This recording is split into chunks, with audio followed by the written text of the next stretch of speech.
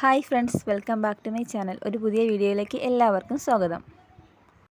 ഈ ചാനൽ ആദ്യമായി കാണുന്ന ആരെങ്കിലും ഉണ്ടെങ്കിൽ സബ്സ്ക്രൈബ് ചെയ്യാൻ മറക്കരുത്. കൂടാതെ നിങ്ങൾക്ക് വീഡിയോ ഇഷ്ടമായ ലൈക്ക് ചെയ്യാനും ഷെയർ ചെയ്യാനും മറക്കരുത്.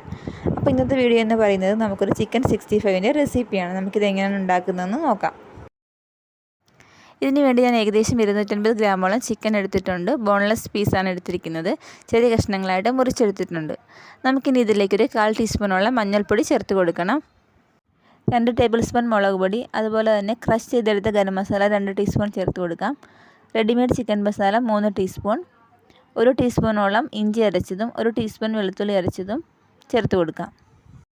ഇനി നമുക്ക് ഇതിലേക്ക് 2 ടീസ്പൂണോളം പെരിഞ്ചീരകം ചതച്ചത് ചേർത്ത് കൊടുക്കാം. 1 ടേബിൾ സ്പൂൺ അരിപ്പൊടിയും 2 ടീസ്പൂൺ ടൊമാറ്റോ സോസും ആവശ്യത്തിന് ഉപ്പും കൂടി നമുക്കിതിലേക്ക് ചേർത്ത് കൊടുക്കാം.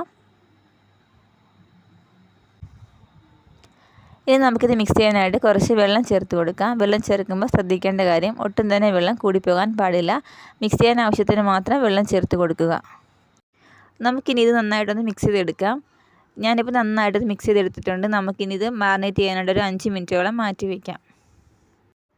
ഇപ്പം ഏകദേശം 5 മിനിറ്റ് കഴിഞ്ഞിട്ടുണ്ട്. നമുക്ക് ഇനി ഇത് നന്നായിട്ടൊന്ന് വറുത്തെടുക്കാം. അതിനുവേണ്ടി ഞാനൊരു കടായി അടുപ്പത്ത് വെച്ച് നന്നായിട്ട് ചൂടാക്കി എടുത്തിട്ട് അതിലേക്ക് എണ്ണ ഒഴിച്ച് കൊടുക്കുന്നുണ്ട്. എണ്ണ നന്നായിട്ട് ചൂടായിട്ട് വരട്ടെ. ഇപ്പം ഏകദേശം എണ്ണ നന്നായിട്ട് ചൂടായിട്ട് വന്നിട്ടുണ്ട്. നമുക്കിനി ഫ്ലെയിം കുറച്ച് വെച്ചിട്ട് ഇതിലേക്ക് ചിക്കൻ പീസ് ഓരോന്നായിട്ട് ആഡ് ചെയ്ത് കൊടുക്കണം. ചിക്കൻ ഇട്ട് കൊടുക്കുമ്പോഴത്തേക്ക് നമ്മളത് ഒന്നിൻ്റെ മുകളിൽ ഒന്ന് വരാൻ പാടില്ലാത്ത വിധം ഇട്ട് കൊടുക്കണം.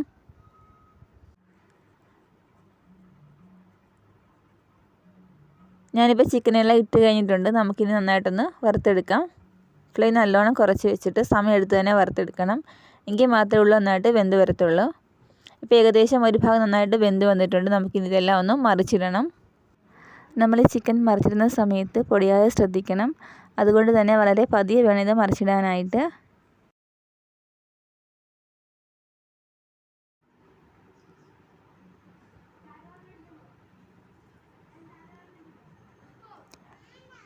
ഞാനിപ്പോൾ ചിക്കനെല്ലാം മറിച്ചിട്ടിട്ടുണ്ട്. നമുക്കിനി ഇതിൻ്റെ മറ്റേ സൈഡ് കൂടെ നന്നായിട്ടൊന്ന് വേവിച്ചെടുക്കാം.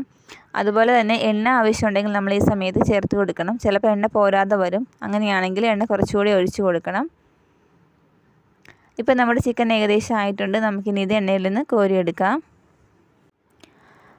ഇതുപോലെ നമുക്കൊരു 3-4 സെക്ഷനായിട്ട് ബാക്കിയുള്ള ചിക്കൻ കൂടി വറുത്തെടുക്കാം. ചിക്കൻ വറുക്കുമ്പോൾ ഒരുപാട് ഇട്ട് വറുക്കരുത്. കുറേശ്ശെ ആയിട്ട് വറുത്ത് കോരിയെടുക്കുന്നതാണ് നമുക്ക് നല്ലത്.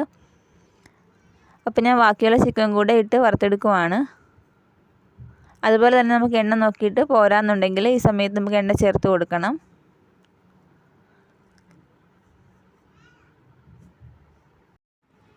വളരെ ഈസി ആയിട്ട് തന്നെ നമുക്ക് ഈ ചിക്കൻ ഫ്രൈ ഉണ്ടാക്കാം. പിന്നെ ഇത് വറുത്തെടുക്കാനായിട്ട് കുറച്ച് സമയം വേണം. നമ്മൾ സ്ലോയിൽ കുക്ക് ചെയ്യുന്നത് കൊണ്ട് അത് മാത്രമേ ഉള്ളൂ. അല്ലാണ്ട് നമുക്ക് വളരെ പെട്ടെന്ന് തന്നെ നമുക്കിത് ഉണ്ടാക്കിയെടുക്കാനായിട്ട് സാധിക്കും. നമ്മുടെ പിള്ളേരൊക്കെ സ്കൂളിൽ നിന്ന് വരുമ്പോൾ നമുക്ക് അവർക്ക് നെയ്ച്ചോറൊക്കെ ഉണ്ടാക്കുകയാണെങ്കിൽ നമുക്ക് ചിക്കൻ ഫ്രൈ ആയിട്ട് കൊടുത്താൽ അടിപൊളിയായിരിക്കും. നിങ്ങളെല്ലാവരും ഒന്ന് ട്രൈ ചെയ്ത് നോക്കണം. നിങ്ങൾക്ക് എന്തായാലും ഇഷ്ടപ്പെടും ഇത്. വീട്ടിൽ നമ്മൾ ചിക്കനൊക്കെ വാങ്ങുന്ന സമയത്ത് സാധാരണ ഫ്രൈ ചെയ്യുന്നതിന് പകരം ഇങ്ങനെ ചെയ്ത് നോക്കണം. അപ്പോൾ ഇതാണ് ഇന്നത്തെ റെസിപ്പി. നമുക്കിനി ഇതുപോലൊരു വീഡിയോയുമായിട്ട് വീണ്ടും കാണാം.